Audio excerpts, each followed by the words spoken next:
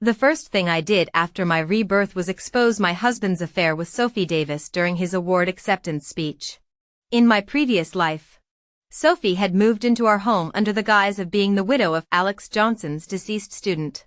With Alex's indulgence, she drained our family savings and even targeted our children's living expenses. Later, when Alex got transferred to the metropolis, he only took Sophie. Eventually, he abandoned our family without a trace. When I confronted him, he sneered that I wasn't worthy of sharing his metropolitan success. This time, I stopped waiting passively. I successfully divorced him and secured my share of assets. I immediately visited my sister-in-law to purchase employee shares from her factory, then headed to Iwu Market. Years later, when Alex's company restructured, I acquired it and became his boss. I told him, "Management isn't your forte, scrubbing toilets suits you better." The drizzle soaked through my clothes when I went to confront Alex. Weak from hunger and illness, I collapsed into muddy puddles when the security guard nudged me. That's when Alex arrived with Sophie and her son, Emily. Alex called coldly, his eyes mixing pity with contempt from his dry vantage point. The man who once told me, "With you by my side, even hardship tastes sweet," now only had eyes for Sophie. Sophie's son giggled. "Country hick, Emily stinks." She pretended to scold him while barely hiding her smirk. The three stood united in their wool coats, a perfect nuclear family. Their rosy cheeks contrasted sharply with my son's gaunt frame struggling to lift me from the mud. Rage ignited as I realized Alex had reunited Sophie with her son years earlier than in my past life. While I'd been slaving in factories, nursing his mother, and miscarrying our third child, he'd been building this cozy nest. I hauled myself up, addressing the smirking pair. Children don't invent insults about strangers. They repeat what adults teach them. Sophie's porcelain hands flew to her mouth in mock shock, crocodile tears glistening. Alex barked, "Emily, how dare you bully a traumatized child?" He scooped up the boy who chirped "Daddy," and nuzzled his neck, completing their sickening tableau. The moment these words left my mouth, my son Jake's tears welled up. Alex looked momentarily flustered. "He's been traumatized from bullying about not having a father," he explained. "The nightmares got so bad I let him call me that."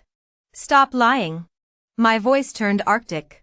"Emily," I bid out, gesturing to our son, "your flesh and blood stands here after months apart. Yet you won't even hold him? You left 6 months ago when I'd just discovered my pregnancy. Where's the baby I should be carrying now? You didn't even notice."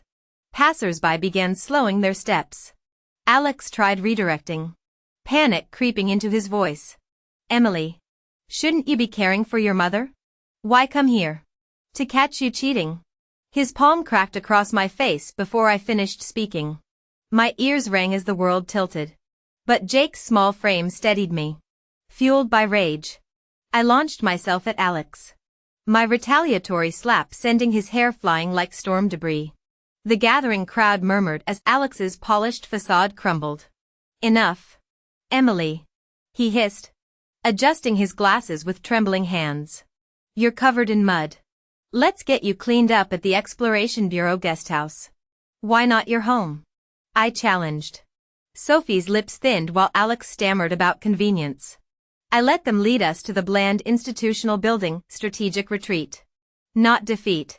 After scrubbing away the grime and feeding Jake, his innocent words shattered me. "Mom, these tacos are amazing. Wish Lily could try them." "Soon," I promised, watching the clock. When shift change flooded the residential compound with workers, I'd strike. The PA system interrupted my planning. "All personnel report to the auditorium for awards ceremony." Dragging Jake toward the commotion, we arrived as Alex took the stage, his pressed suit and groomed hair radiating false humility. "Special thanks to colleague Sophie for her indispensable support," he orated, met with wolf whistles. "When's the wedding?" someone shouted. Sophie floated forward, the picture of grace. Alex merely assists his late student's widow. "Once I'm settled, he'll reunite with his wife." Gasps erupted as I ascended the stage. "Think he'll actually do that?" "Emily, Sophie blanched. Addressing the crowd. I revealed my identity. Judge for yourselves. 6 months without letters or money. Left me pregnant and destitute. Is this your model citizen? The auditorium buzzed like a kicked hornet's nest. Alex reached for my arm. But I shook him off. Ready to watch his carefully constructed world burn. When he left home, my mother-in-law was ill. Yet he abandoned all responsibility, leaving the sick old woman solely in my care. Alex finally grasped the situation. Retorting, I left you $30 before departing. Ha! I'd been waiting for this. I laid out my case methodically. Fellow families of the Geological Survey Bureau. Our bureau provides field allowances, family housing complexes, and cafeterias. I ask you, which household survives on only $30 in savings? Our family originally had hundreds saved with ample grain coupons. Yet within 6 months of Sophie entering our home a year ago, every cent vanished into her care, claimed as aid for struggling families. Yet she received only premium goods. When funds ran dry, Alex started eyeing our children's milk and egg allowance. Alex flushed crimson, shouting, lies, slander. He moved to drag me away. But the critical moment had passed. Underestimating me cost him dearly. Which part is false? Postal records of money transfers exist. Fetch them, I'll wait here. Accusing me of stealing from our children? Our son stands witness. Would a mother lie before her child? Since Sophie's arrival, milk subscriptions doubled. Her new clothes, shoes, and watch, all luxuries draining our accounts. The math speaks for itself. Ultimately, the $30 he left me? Advance on his salary. Bureau accountants can verify. The crowd buzzed. The unrefuted truth hung heavier than denial. Alex. My $35 monthly wage covers $20 for his mother's medicine. $15 remains to sustain this pregnant woman and 2 children. Have you no conscience? Disheveled. Alex grabbed my arm. Misunderstandings. We'll settle this privately. Sophie, ever calculating, maintained composure. Sighing melodramatically, she lamented. Emily, you've resented me since day one. I tolerated your jealousy. Homeless as I was, renting free, I laughed bitterly. Resentment? The bureau wives saw me help you choose fabrics. Don't bite the hand that fed you. Only when you and Alex drained our savings, then stole milk from my children's mouths, did I object. The auditorium erupted. Family drama doesn't belong here. Someone protested. Too late for propriety. Others jeered. Never imagined Engineer Johnson being such a scoundrel. A colleague corroborated. The lady's account aligns with what I've seen. Their domestic affairs. Domestic? Another heckled. Everyone sees how Alex dotes on Sophie. Half the room suggested they marry earlier. Alex turned ashen. Stammering. I only meant to help a comrade. Perhaps overstepped. But my intentions were good. Sophie played her trump, I admit, using some funds during hard times. But my ex-husband's family later sent money. Not all expenses were your burden. Time for my counterstrike. My knowing smile made Sophie shiver. Alex. You brought Sophie here repaying student Mike's past kindness by caring for his widow. Correct? Regaining footing. Alex confirmed. Then and now. My laugh turned glacial. Yet when I visited Mike's parents, both ill but very much alive, they'd received no support from you. Sophie's mask cracked. Strange repayment, exclusive to his wife. Ignoring his parents? Mike's father roared. Emily. Stop your baseless accusations. A bureaucrat intervened.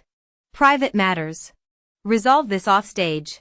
As guards approached, Sophie made her tearful exit, interrupted by a woman charging the stage. Shrieking at mediator Rick, you cheating snake. Defending scum while betting hussies yourself. Chaos swallowed the proceedings. Rick, the fence sitter, shook his head and sighed before finally taking a seat.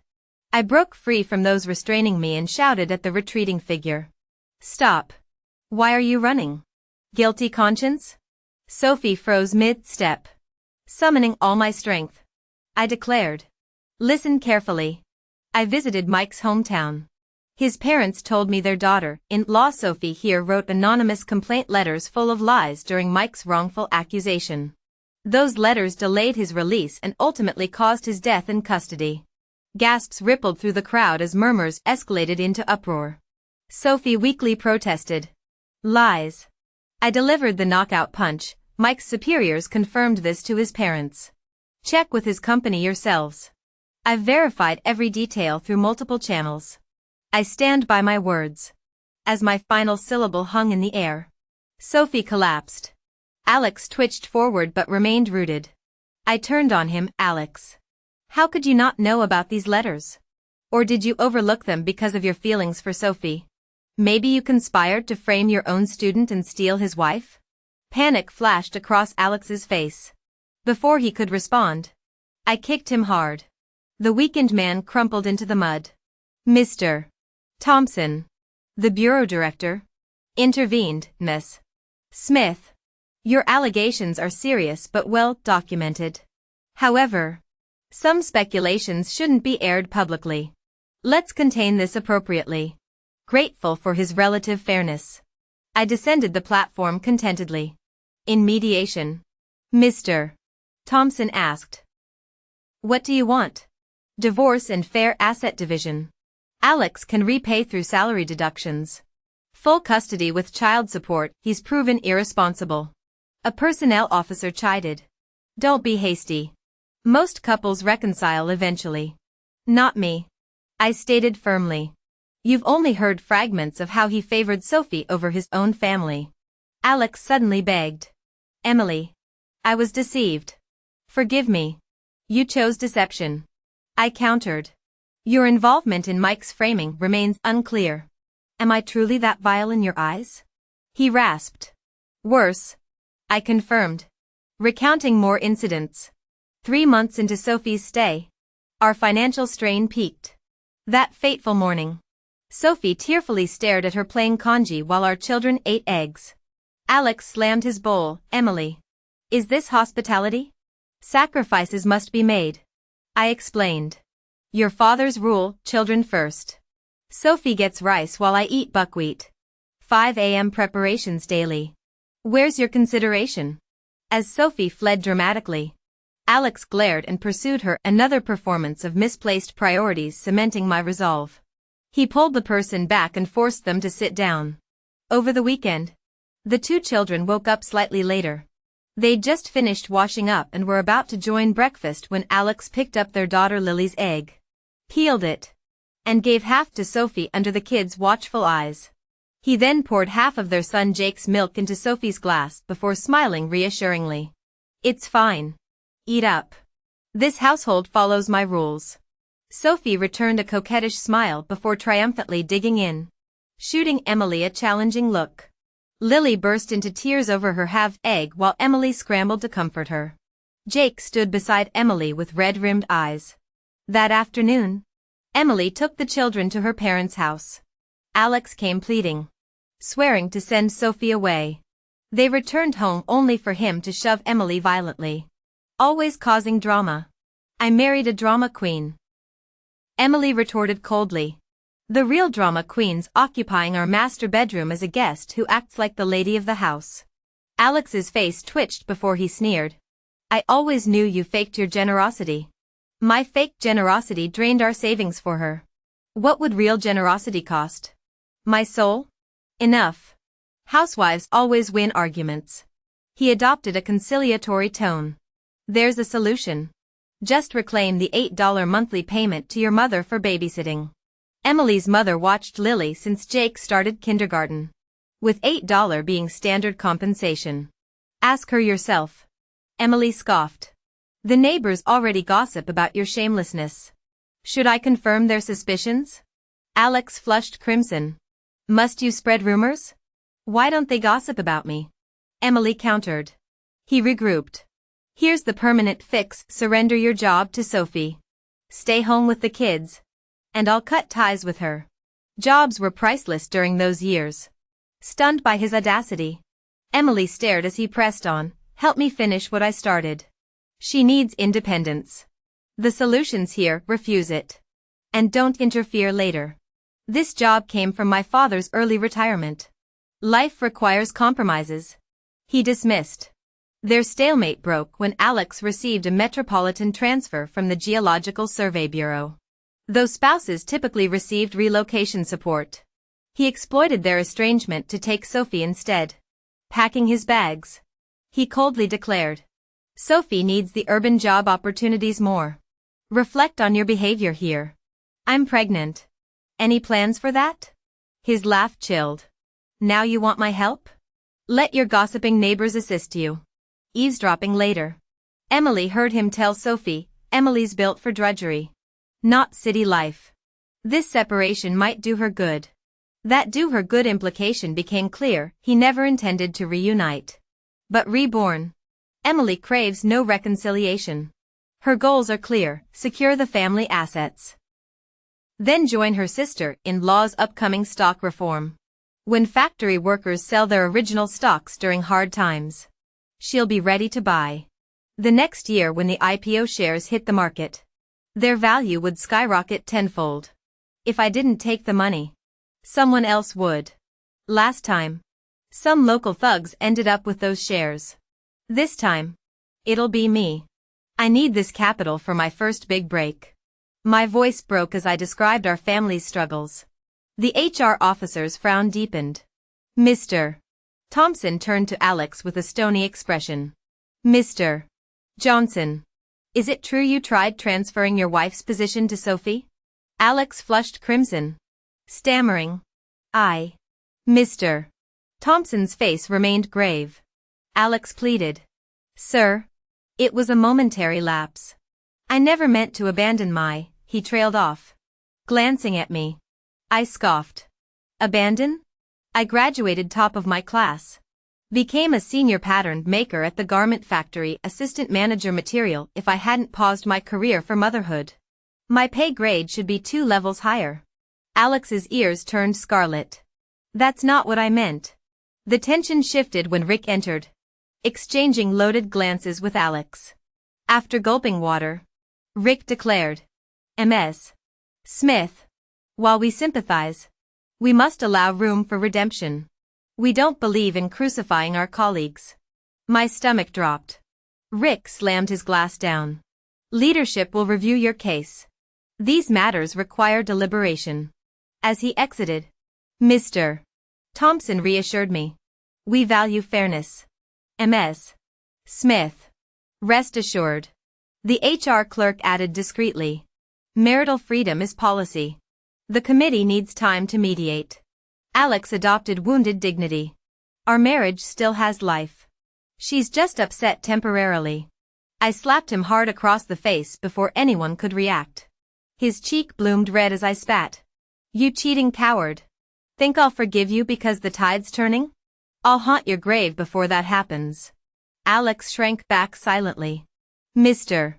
Thompson interjected, "Mediation takes time. No resolution today. Delay all you want." I hissed at Alex. "Every day we're merry, I'll expose more truths. The deeper we dig, the uglier it gets." Alex's mask slipped, revealing venomous hatred. I matched his glare. With Mr. Lee covering for his crony, I demand the Women's Federation intervene. Mr. Thompson patted my shoulder. "We'll contain this. Expect answers within days." Leaving, I remembered Sophie's wristwatch purchased with Alex's money. "Time to reclaim it." "I'll wait at your place," I announced. "The baby needs me. But I'll be back tomorrow." The HR clerk hid a smile as I took my child. A social worker accompanied us, wary of drama. En route, Alex revealed he'd given the family apartment to Sophie and her son, lodging in dorms instead. Perfect, we'd catch them red-handed. At the apartment, Sophie's son rushed to Alex crying, "Daddy, Mommy's been so scared." The luxurious decor stung. 6 years of scrimping, raising his children, caring for his parents. Yet he'd hoarded this paradise, standing in what should have been our shared life. The anger evaporated. "Some questions aren't worth asking. All I could think about was how much these furnishings were worth. In a flash, I dashed over to Sophie Davis, snatched her wristwatch, and stuffed it into my pocket. Sophie wept pitifully while stealing glances at Alex Johnson's expression. Seizing her momentary distraction, I yanked off her brooch. Then I rummaged through the wardrobe, taking her coat and several well-tailored garments. Putting on an embarrassed act, I turned to the social worker. I agreed to provide basic necessities, but never approved expensive purchases. These items were obtained through deception anyway. I'm simply reclaiming what's rightfully ours. My eyes reddened as I added, money's tight. My children don't even know where their next meal is coming from. Since arriving here, Alex has only arranged lodging but couldn't bother buying the kids dinner. His spending sprees drained our household funds. We've been going hungry. The social worker's eyes grew misty. Take what you need to feed your children, she said. I'm sure Mr. Johnson would agree. We both turned to see Alex's hand freeze mid-air as he'd been about to comfort Sophie. Sophie sniffled dramatically. Alex, I never meant to frame Mike. I just wanted distance after being misled. It was a moment of weakness. I smirked. Right. A moment of weakness got your husband killed. Then you latched onto another man. And his moment of weakness made him abandon his family. The social worker stifled a chuckle as I added, seems you two weakness-prone souls deserve each other. Staring at the ceiling, I pondered. This comfortable home clashed with my working-class grit. True worth isn't measured by possessions. Yet they symbolize capability. I don't crave luxury, but I want the power to obtain it. There's a world between voluntary simplicity and forced deprivation. To prevent escalation, the social worker persuaded Alex to return to his dorm. Restless at midnight, I realized someone else must be awake. Finding Sophie at the hostel, I cut through her faltering bravado. There's still an exit ramp, she gaped, having always considered me the gullible fool. You'd help me? Stretching casually, I replied. If it serves my interests. Besides, you and Alex are headed downhill anyway. Her face paled as I pressed. Wait too long, and he'll save himself while you drown. When her lips trembled silently, I leaned in. Exactly how far have things gone with Alex? We've done nothing improper. Think harder. Her confusion mirrored the churning gears. Next morning at the bureau, Sophie had already met officials. Passing her in the hallway, our silent exchange confirmed everything. The secretary dismissed me politely, mission accomplished. At the flea market, I sold the furniture and Sophie's watch. Pocketing the cash brought visceral relief. On my return, I spotted Alex and Sophie whispering in an alley, their downward spiral already beginning. I scoffed inwardly. Those two who'd once shared living quarters without discretion were finally cowering under public scrutiny. I crept closer, hearing Alex's anguished voice. What exactly did you tell the superiors? Why was I suspended? Sophie replied with restrained bitterness. I told the truth, that I love you. And that your relentless support must mean you feel the same. What else could I say? You said what? Alex's voice shook. How could you make such shameless claims to leadership? Tears spilled over as Sophie pleaded. Would it be so terrible if we were together? I never meant to harm Mike. Who gets married hoping for disaster? We all want happiness. This isn't self-preservation, it's betrayal. Alex snapped.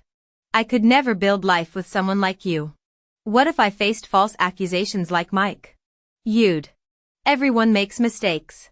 Sophie interrupted. Haven't you ever erred? Alex frowned. My only mistake was misjudging character. Sophie bit her lip. The disciplinary committee mentioned improper relations. What? Alex paled. What exactly did you report? The truth. That you have feelings for me. That's absurd. When did I ever? That night you drank too much. Sophie murmured, cheeks flushing. You kissed me. And then? Alex clamped hand over her mouth. When he released her, he demanded hoarsely. You told them that? I couldn't lie. Sophie whispered. Did you volunteer this information? They questioned me first. Alex slumped in defeat. When the divorce papers arrived, I accepted favorable terms without hesitation. The $1.500 in my pocket felt lighter than my newfound freedom. I knew Sophie's testimony contained more fabrications. I'd practically gift-wrapped the lies myself during our late-night chat. By cementing their alleged affair, she'd trapped them both, Alex's reputation in tatters.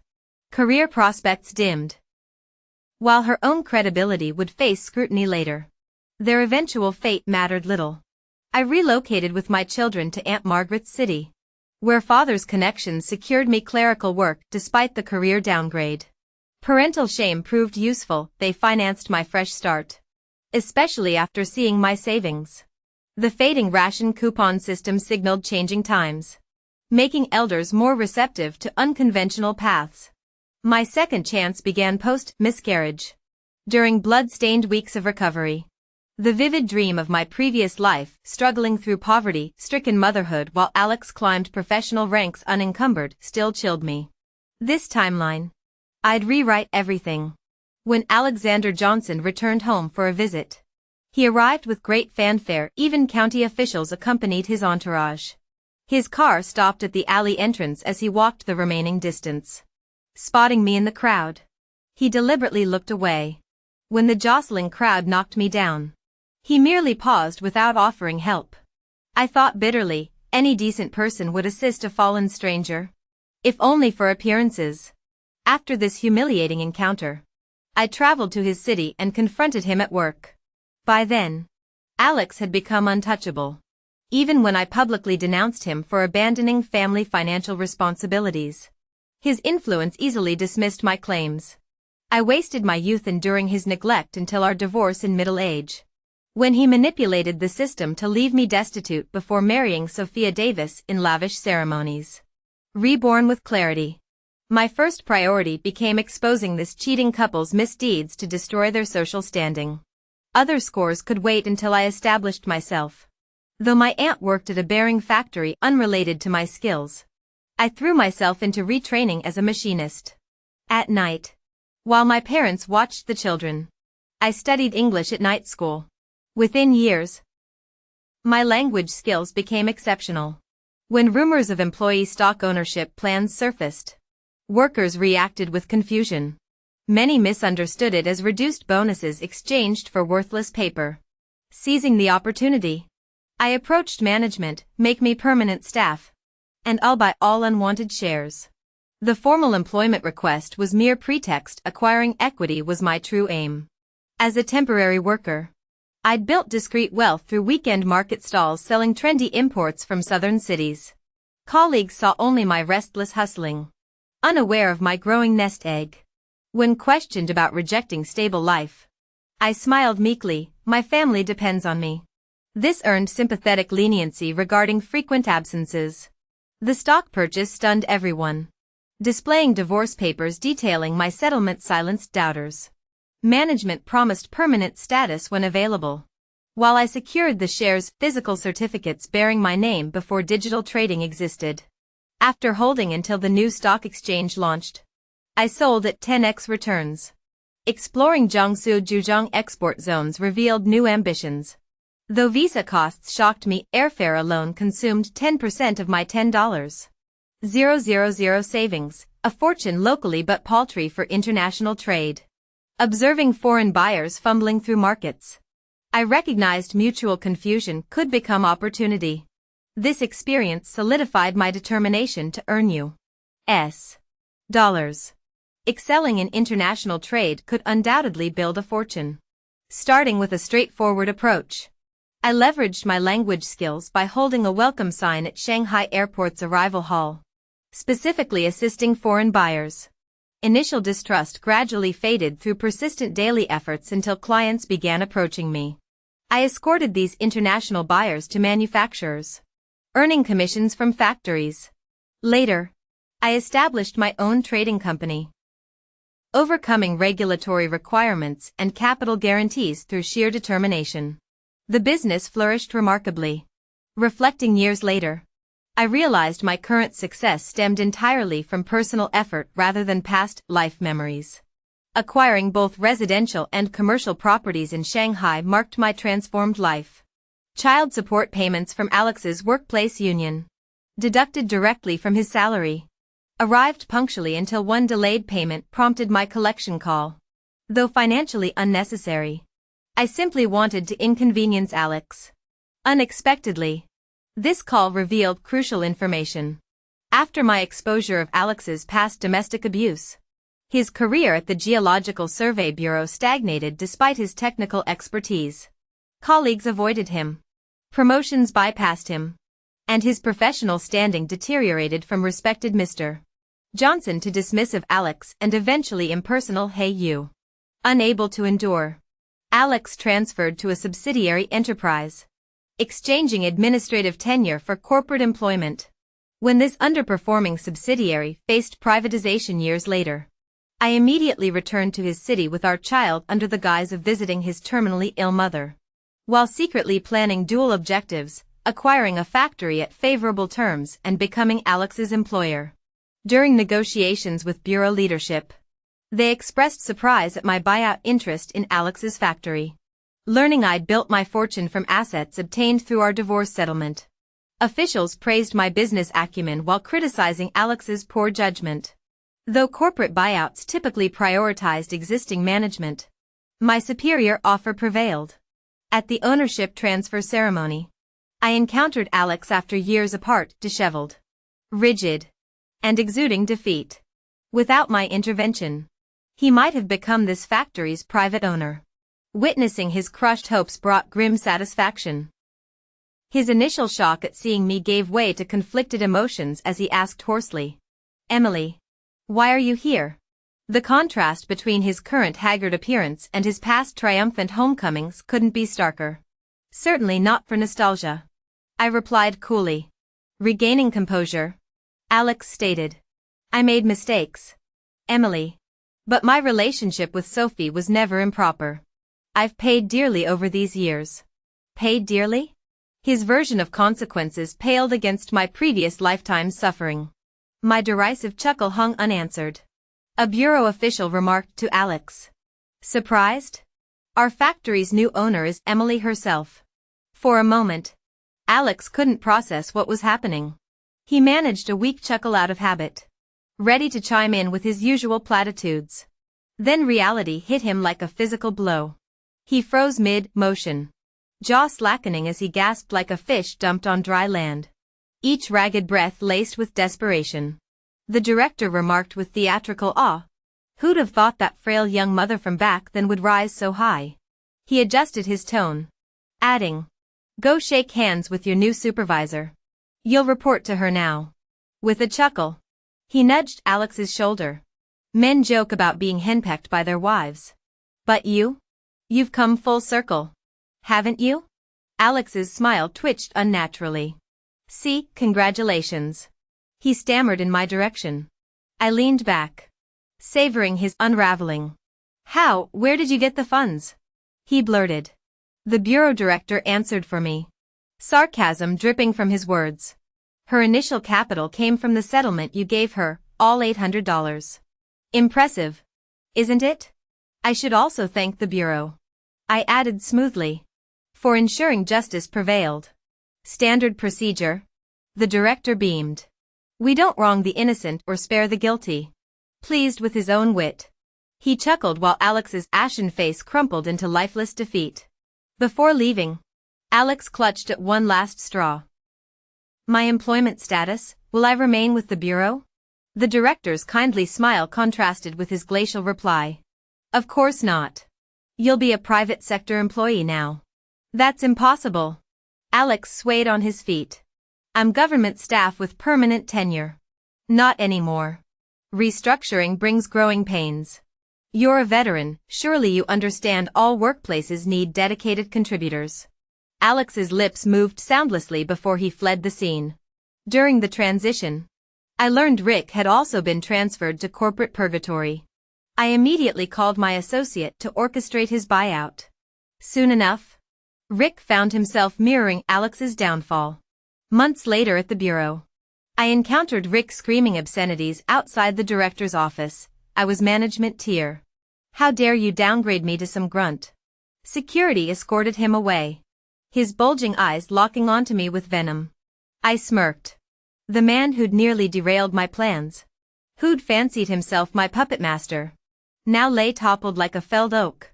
With Alex as my deputy, I systematically dismantled his relevance. Every olive branch he extended met glacial rejection. When he inquired about our child, I sent Jake with Lily to visit. The girl split a hard-boiled egg, half ground under her shoe, half hurled at Alex. You love these so much? She spat. Eat up. Jake slapped him sharply. That's for Mom. I've waited years to do that. Alex gaped at his son. I paid child support. Your mother filed for divorce. Jake scoffed with aristocratic disdain. Your pittance. I earned triple that translating documents. I only cashed those checks to bleed you dry. Why ease your burden? Alex fled, gray-faced. Rumor had it he'd married Sophie to salvage his reputation. Trapped in a loveless marriage, he soon shipped Sophie off to care for his ailing mother, a woman who reviled the home-wrecking harlot sharing her roof. The Davis woman endured daily abuse, financially shackled to Alex's dwindling income. When the money dried up, Sophie finally divorced him. By then, she was past 40, reputation in tatters. Youth squandered, reduced to odd jobs for survival. But even this was better than staying with Mrs. Johnson. Shortly after she left, the old lady passed away. Sophie Davis found odd jobs too exhausting and tried to make Alexander Johnson support her, but was flatly refused. The same Daniel Davis who once pointed at me and called me a stinky country bumpkin was sent back to her parents' home by Sophie herself.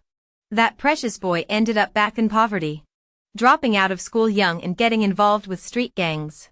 From what I heard, 3 years later, my promise to the Exploration Bureau about maintaining original positions expired.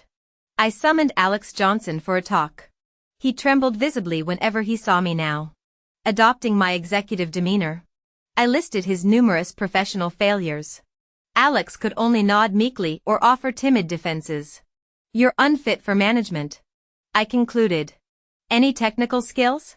You know I have exploration expertise. He answered cautiously. Worthless here, I said coldly, then gestured toward the hallway. The janitorial position's open. Perfect for you. Take it or leave it. Alex resigned. His specialized drilling skills proved useless elsewhere. He drifted through backbreaking jobs, construction labor, warehouse grunt work, night shifts at gas stations. The once esteemed department head turned into another overworked nobody. The storm that had drenched the first half of my life finally ceased. With the skies clearing, I walked down the road feeling refreshed and liberated.